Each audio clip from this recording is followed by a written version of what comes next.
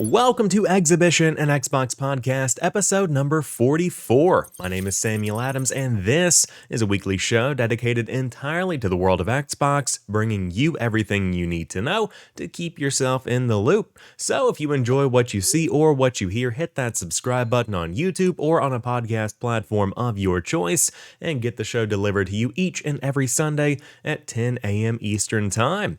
But on today's show, I'm going to be sharing some impressions of the first episode of the Halo TV series, which is out now on Paramount Plus if you do want to get into that. But on top of that, this week was GDC and some pretty significant announcements for the Xbox brand and the Xbox ecosystem were announced. So we'll be diving into cloud gaming, Game Pass perception, and so much more. Lots to talk about on today's show, and of course, plenty of games as well to discuss because some big updates are coming out, some next-gen upgrades are on the way. Pretty cool stuff. So without further ado, let's go ahead and dive into it.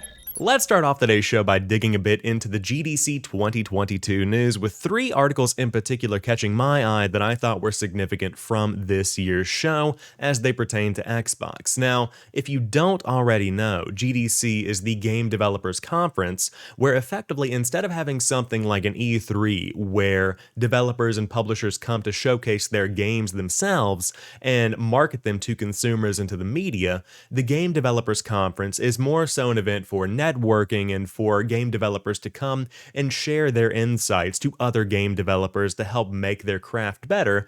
But as a byproduct of that, a lot of these public events are also great for those like myself and likely like you that like to learn more about how these games come to be, the publishing side of things, a lot of good insights there. Now, with all of that being said, we have three articles to dig into today as they pertain to GDC 2022, the first of which is that Xbox has announced a new cloud gaming initiative. This report comes from Pure Xbox's Ben Carey, who writes, "During its many developer-focused talks at GDC 2022, Microsoft has announced a new publishing arm. The division, known as Cloud Gaming Organization, is basically a publisher within a publisher, a way for developers to create completely cloud-based Xbox games for Microsoft. The publisher is led by Kim Swift, an ex-Valve developer who joined Xbox last year. Swift says that this type of deal is often called second-party publishing, although this version is focused purely on cloud gaming."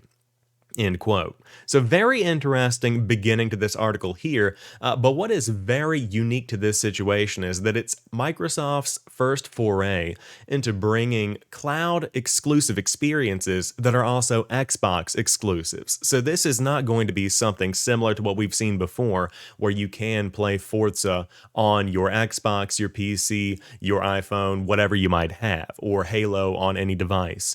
That is still going to exist in its own way, but this more so is for developers who are focused on cloud gaming as their exclusive platform to come and build for Xbox. Now, this is something that could be accessible on all of those devices, but rather than going from a console to the cloud, it's going from the cloud to the console. And so this caught my eye, because as we see the streaming wars, if you will, beginning to heat up, where PlayStation is going to be baking PlayStation Now into a bigger part of their PlayStation Plus offering in the next couple of weeks with Project Spartacus and its impending announcement, and Google Stadia is continuing to shop itself around and try and figure out where it fits into the overall ecosystem, and you have Nvidia getting in on the mix, and all of these competitors coming together, cloud gaming is going to become the next console war, where you're trying and you're feigning for user attention and basically trying to make yourself seem like the most appealing option for those that do want to game on the go. And for me personally right now, I think that Xbox is in the lead as far as brand perception goes. Nvidia's GeForce Now is likely the leader as far as technology goes, but I will say Xbox has made and continues to make huge improvements as far as their cloud gaming experience goes. In fact, on last week's episode of the show, we talked about some improvements that were made to the iPhone and iPad experience, and I actually dove in the day following that podcast, and I played some Katamari Damacy on my iPhone just when I had some downtime over at my parents' place for Sunday afternoon lunch, and lo and behold, really one of those experiences where I kind of forgot that I was playing on an iPhone and not on some kind of dedicated cloud gaming experience, or I should say dedicated console experience or localized experience. And so this is going to be a huge factor for Xbox going forward, because in the same way that exclusives like Forza and Halo and Age of Empires even bring people into the Xbox ecosystem because of their exclusive status, in the same way that Uncharted and so many other PlayStation games bring people into that ecosystem because of the exclusivity, you will have that same exact kind of scenario happening through the cloud. Now, the question is, to what degree? And ultimately, I would then respond with the question of, well, how good are these games going to be? And this is something that is just beginning to come into fruition. You just see Kim Swift making the announcement of the ARM, calling for game developers to come and build their game with Microsoft.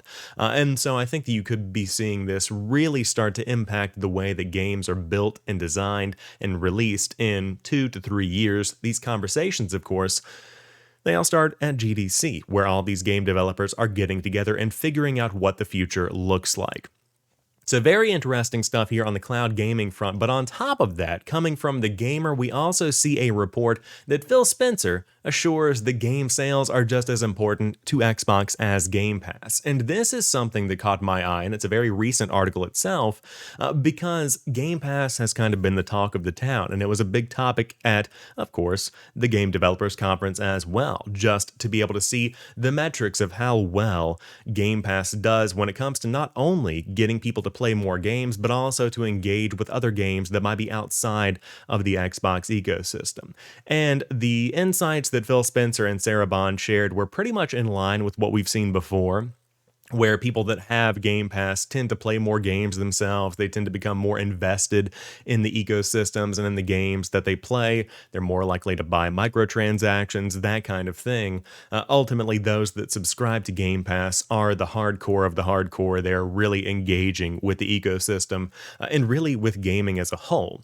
But you also have the cloud gaming side of the conversation, where, as we discussed, there's this new cloud gaming initiative that's going on, a publishing extension, and so Game Pass is continuing to take the limelight, but Phil Spencer has assured the game sales are as important to Xbox as those subscriptions.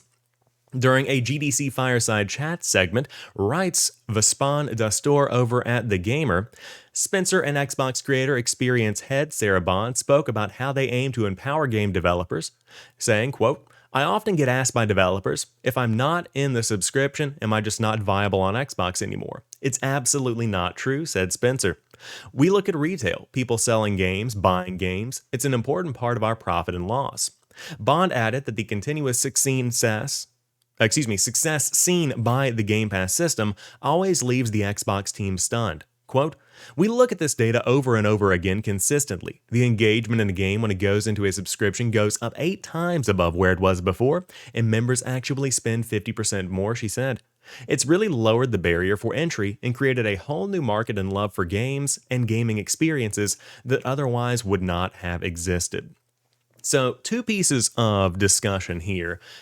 I think that the retail side of Xbox is very, very important. I think that subscription is clearly where they are focused going forward, and you see that even going back to the release of this next generation of consoles through Xbox All Access, where you do go in and you can get Game Pass Ultimate with a console, whether you want the S or the X, and you can have that bundled experience for a low monthly fee. That just kind of makes sense, and ironically, you see Apple kind of following suit with that with this month's news of potential leasing options for iPhones going forward straight from the company, which in my opinion is effectively what happens through AT&T or any other carrier anyway.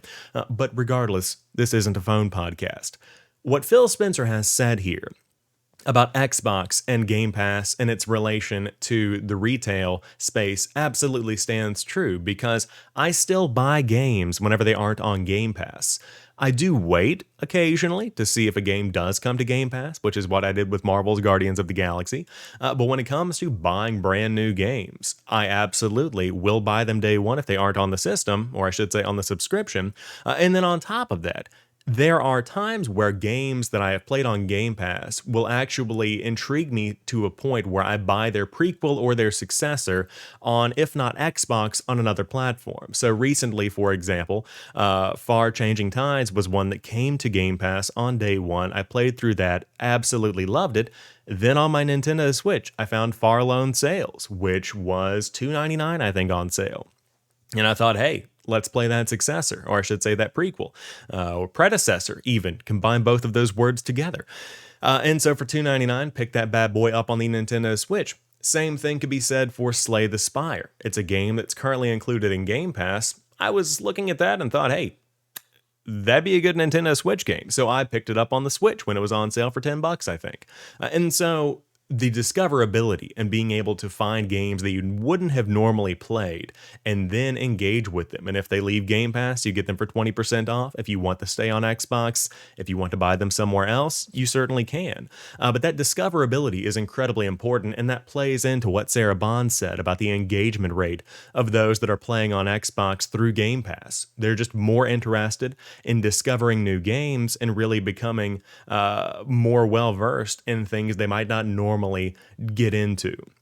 And I can say that 100% since I've gotten Game Pass, I used to be primarily racing and FPS. I was playing tons of Halo, tons of Call of Duty, tons of Battlefield, all of that good stuff. But now, getting more into RPGs. I've tried Minecraft Dungeons, played a little bit of this, a little bit of that. You know, it's just more diversity in my gaming palette that I wouldn't have had if I didn't have this $15 per month subscription.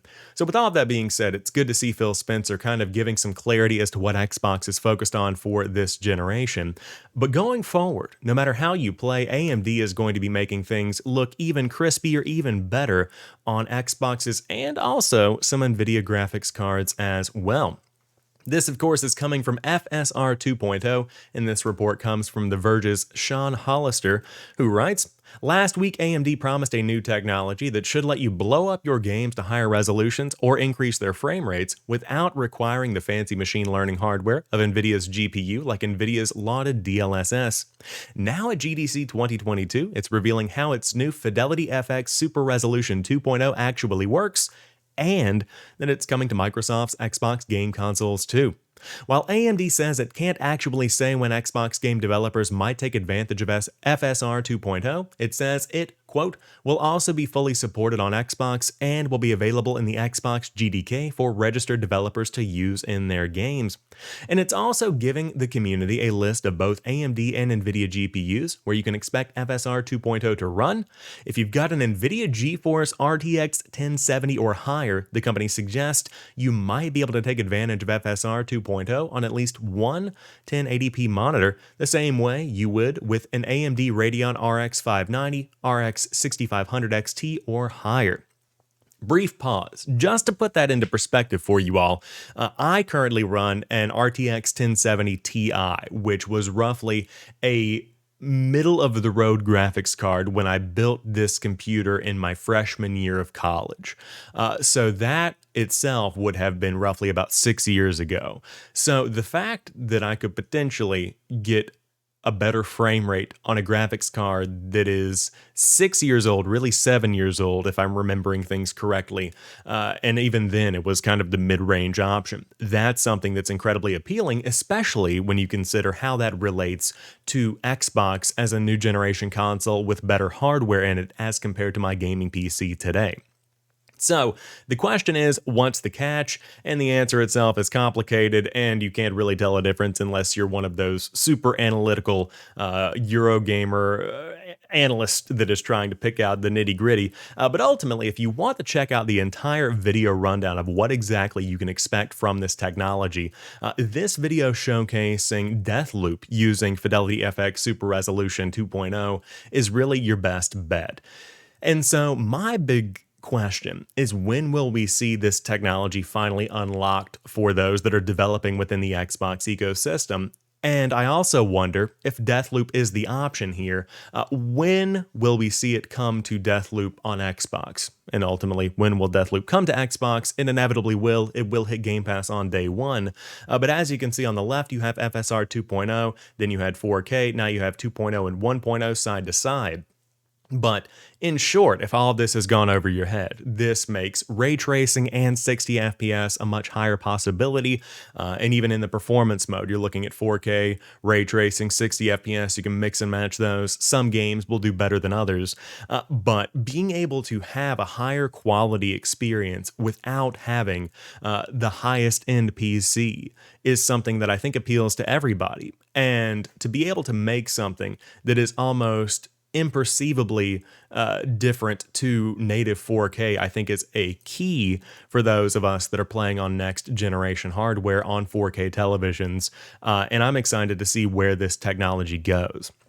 I think upscaling absolutely is the future, and I think you'll also see that when it comes to the Nintendo Switch ecosystem as well, just because whenever you are looking at a next generation Switch, being able to have some kind of upscaling within the Nintendo Switch hardware itself could help these older games like Mario Kart 8 Deluxe look their best in 4K. And currently, I have no problem with the way that the console itself currently upscales, but if we're talking about higher frame rates, higher quality games, making a Pokemon game like Legends Arceus that is more on par with something we would get from an Xbox Series X or a PlayStation 5.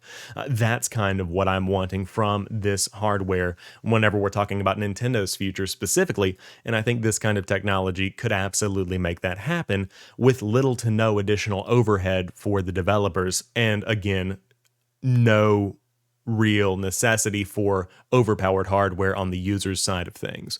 So either way, very exciting news from GDC this week. Xbox is getting some frame rate boost through the new technology from AMD. Phil Spencer talking about retail. We've got a brand new publishing arm. Things are looking very good for the future of Xbox. And ultimately, after GDC's wrapping up here towards the end of March, now all eyes are on those June events where we'll see the Xbox showcase, look at what's coming, see some Starfield in action. Just a very exciting season coming up. So stay tuned. We will talk about it all right here. Now let's dive into some Halo TV show impressions, and I do want to start this off by saying if you have Game Pass Ultimate, you've got a free month of Paramount Plus waiting for you as one of the perks right now, so dive in, redeem that, and you can give the show a shot on Xbox, on your TV apps, on your mobile device, whatever you want to watch it on, it's ready and waiting there for you, and it's part of your subscription, so go ahead, give it a shot, and just make sure you cancel that subscription before it renews in a month, because that's how they get you. And they always get me. So with all of that being taken into consideration, how is this show? And personally for me, I would rate it, I'm going to say a 6 to a 7 out of 10. That's kind of where I'm at with the first episode. And I'll tell you why. This breaks from canon in so many ways in the first episode. And that's something that we knew was going to happen. We talked last week about how some of the people that have been making this didn't even check the source material, really. They've been making their own world. And I think that's very clear here. And it's a world that's worth checking out. And so here is my basic fundamental statement on Halo, the TV series. If you have a basic appreciation for the Halo fundamentals like the assault rifle, Master Chief, Covenant, the Covenant weaponry, those key elements, the characters that we all know and love from the series, then you'll probably enjoy this if you appreciate those set pieces, because that's kind of the way that I perceive this. This is like if you had a whole bunch of action figures of Jacob Keyes and Master Chief and Cortana and Miranda Keyes and all of these people that we all are familiar with, and you just made your own story with them. That's what the TV series is. And that was a bit frustrating for me in the first episode until I kind of let go of my preconceived understanding of Halo. Because it's very easy to want an origin story of Master Chief. It's easy to want something that's kind of this standalone story that still aligns with what we all know and love. But again, that's not what the TV show is doing. And I think if you approach this from the perception of someone who is not invested in the Halo world right now, and is just fresh into the Halo universe, it's probably going to be a pretty good time. I also align pretty closely with the rest of the reviewers that have said this pretty much feels like The Mandalorian. It's just going to be this leader-partner kind of relationship. It's The Last of Us in space. Pretty much what we've got so far with the Halo TV series. But there are some fundamental things that still bother me as well. One being, and again, not to get too spoilery here, but Master Chief does not align as closely to the UNSC as he does in the books and the games. That's weird. On top of that, it's also super weird to not hear Steve Downes' voice as Master Chief. You know, to have Pablo Schreiber, I think is his name, who plays Pornstache in Orange is the New Black, play Master Chief and hear his voice. It took a minute. It really did. It took a minute to kind of click with me. And then on top of that, whenever there is the helmet removal in episode 1, which I thought was very strange, just didn't feel right for me. I think that after The Mandalorian, it's pretty clear you don't have to remove the helmet to create an emotionally attachable character. Again, all of my opinions are my own, so you could love this thing and dig it to no end. But ultimately, you got to dive in, give it a shot for yourself, see if it's something you enjoy. Of course, it has been renewed for season 2, so there's plenty more to come, and I'm looking forward to next week's episode just to kind of see how they expand this world, because again, I'm interested in what they've got here, and the visual effects are very, very good. The Covenant look good, the weaponry looks good, very gory, much gorier than I thought that it would be. So a lot to look forward to here, but again, if you go in expecting something that aligns with the Halo world that has been built to date, probably not going to be something that you get from this. And that's pretty much all that I'll say right now. Again, if you want to check it out, free perk for Game Pass Ultimate subscribers. And I'm sitting right now at about a 6, maybe 7 out of 10 on a good day. Throughout the week, we saw some pretty big game announcements, some big updates for existing games, and on top of that, this delay for Rocksteady's Suicide Squad Kill the Justice League, which has been pushed to spring 2023. The boss, Sefton Hill, wrote, "We've made the difficult decision to delay Suicide Squad Kill the Justice League to spring 2023. I know a delay is frustrating, but that time is going into making the best game we can. I look forward to bringing the chaos to Metropolis together. Thanks for your patience," end quote. So what I will say here is that I think this is something that actually will be a benefit for the game in the long run, as every delay normally is. But I say this because it always baffled me that Gotham Knights and Suicide Squad Kill the Justice League would both be released in the same year. It would be like releasing 2 Call of Duties. It just didn't feel right to me. Especially considering that while there are some intricacies that change the way both of these games can be played, they're ultimately the same exact experience from a gameplay fundamental level. And so being able to kind of stagger these releases and say, okay, you have Gotham Knights, let's say coming out in October. I don't think a release date has been revealed for that one, but let's say that one releases in the fall of 2022. That gives some time to where you could see an April release for Suicide Squad next year, to where there's been a couple of months since Gotham Knights came out. People are ready again. The savings fund has been built back up. We're ready to go back into this kind of game experience. So I think this one makes perfect sense. And of course, as always, delay the game if it needs to be delayed. There's no sense in pushing something out if it does not meet the quality standards that are going to make it a successful launch.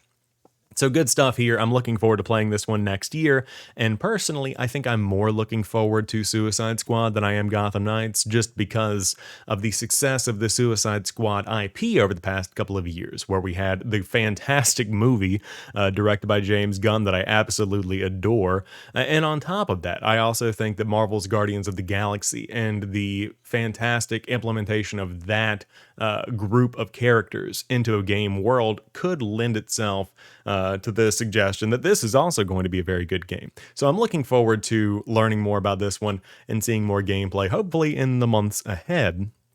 But on top of that, we're also getting a new Witcher this week. Dropped that one on you real fast, didn't I? This comes from the Witcher.com blog, which writes, "A new saga begins." They write, quote, "We are happy to announce that the next installment in the Witcher series of video games is currently in development, kicking off a new saga for the franchise. This is an exciting moment as we're moving from Red Engine to Unreal Engine 5, beginning a multi-year strategic partnership with Epic Games. It covers not only licensing, but technical development of Unreal Engine 5, as well as potential future versions of Unreal Engine where relevant. We'll closely collaborate with Epic Games developers, with the primary goal being to help tailor the engine for open-world experiences. At this point, no further details regarding the game, such as a development timeframe or release date, are available. Red Engine, the technology which powers Cyberpunk 2077, is still being used for the development of the upcoming Cyberpunk 2077 expansion. Now, something to break down here as well is that this medallion is something that has been confirmed to be a Lynx, which lends itself to believe that there's going to be a school of the Lynx, which is an entirely new school for Witchers in the Witcher universe. Again, the assumption here is that this is going to be an entirely new story, as the title of the article, A New Saga Begins, kind of hints at. So I'm sure that Geralt is going to be involved, and Ciri will be involved in some way, and Triss Marigold and all of that stuff. You'll have characters that are familiar. But I think this is a wonderful move because of the fact that a lot of the people that might have played The Witcher 3 when it came out were longtime fans, but now because of the notoriety of The Witcher as a name, I think that it's time to kind of give it a semi-reboot where you give somebody a new experience, a new story to get into from the get-go if they've never really played before. And The Witcher 3 is one of those games where I've probably tried to play it, I don't know, 5 times across different platforms. I think I've owned it on PS4, I've owned it on PC, I might have it on Xbox in some way. I don't know that I do, I don't think that I do. But I always get about 15 hours in and then I just drop off because huge open world RPGs, I just don't have it in me. The same for Cyberpunk 2077. I've played it for probably about 30 hours or so, just fell off and haven't gone back to it yet. But what I will say is that it's good to see The Witcher is coming along well and development is beginning on that one, because I think that Cyberpunk certainly harmed the reputation of CD Projekt Red in a way that has thrown a lot of the future of the studio into question, not as far as existence goes, but in terms of what they're doing and how they're doing it. And so Unreal Engine 5 being brought into the mix, I think, is a very key element here to ease development and to make something that's a higher quality without the overhead cost of using a proprietary engine. I think that's really what it comes down to. And so I'm excited to learn more about this game as it continues to evolve and develop, and I love the idea of having something fresh to go into. This could be one that I get into on day one. We'll see what happens with it, but ultimately fans are very excited about this. As you would expect, The Witcher kind of is in a way bigger than CD Projekt Red itself, in the same way that Harry Potter is so much more than the author of the books. It has become its own universe, and The Witcher is the same exact thing. So very exciting stuff here, and as I mentioned, that new tease of a new Witcher school is something that is also very exciting, and you can see here the IGN team chatting about that over on Unlocked. But very cool stuff here. In the meantime, though, you'll probably need an open-world adventure to satiate that appetite, so Dying Light 1 could be your option, and the next-gen update is now available on Xbox Series X and S. Of course, we're talking about 60 FPS in full HD resolution, while quality mode is 30 FPS in 4K, and it's coming somewhere between the two in a balanced mode, targeting 60 FPS in QHD resolution. That, of course, is on PS5 and Xbox Series X. But over on the Xbox Series S and Xbox One, players will find 2 different modes, one at 30 FPS Full HD and a quality mode at 30 FPS at QHD, and Techland says to expect new networking utilizing the EOS solution as well. So if you want to dive in, 60 FPS on next gen, of course, is a huge bonus in my opinion, and it's one that modernizes a game that has been one of the longest running zombie games in my recent memory. I mean, that thing has had roughly about 10 years at this point of support with expansions and new limited time modes, even a battle royale at one point. So dive in, give that a shot if you are an existing player, and of course, this is also good for modernizing the experience if the game is on sale, or maybe if you want to just go back after Dying Light 2 and see what Dying Light 1 had to offer. So pretty good stuff there. Then, of course, earlier this month, we saw the release of Grand Theft Auto 5 on the PlayStation 5 and the Xbox Series X and S. Now we have the announcement of GTA Plus for GTA Online. This is effectively a subscription service coming to the game, launching on March the 29th, and being a GTA Plus member gets you a recurring monthly GTA $500,000 direct deposit to your Maze Bank account, plus the opportunity to claim properties in and around Los Santos Santos that unlock gameplay updates you may have missed out on, special vehicle upgrades, member-only discounts, GTA cash, and RP bonuses, and more each month. And you can see an entire rundown of what you'll get here on the official blog. And this is something that has been kind of received in a mixed way from the community. For the hardest of the hardcore, this, of course, is probably going to give you a pretty good bang for your buck. But for those that might just be getting into GTA Online, it could ultimately just lead to something that doesn't really have any kind of monumental value. I think my big question here is, as somebody who doesn't play GTA Online, how difficult is all of this to unlock if I'm just playing the game rather than paying for this subscription? And that's something that for GTA Online players, you can answer for me down in the comment section below. But giving players options, I think, is always good. And it's going to be $5.99 per month on the PlayStation Store or the Microsoft Store. So certainly not going to be something that is breaking the bank. But also, that money adds up over time. And so being able to properly use your money in the right way is always important for me. But again, for me, it's all about player choice. So, for example, my girlfriend plays a ton of mobile games that have a lot of microtransactions in them. They're free to start. That's not really the case with GTA Online, to my knowledge. So with her games, she spends so much time in the game that if she buys some microtransactions, it's justified in her mind because she's spent 50 hours in this game. Let's give them $5. Sure, why not?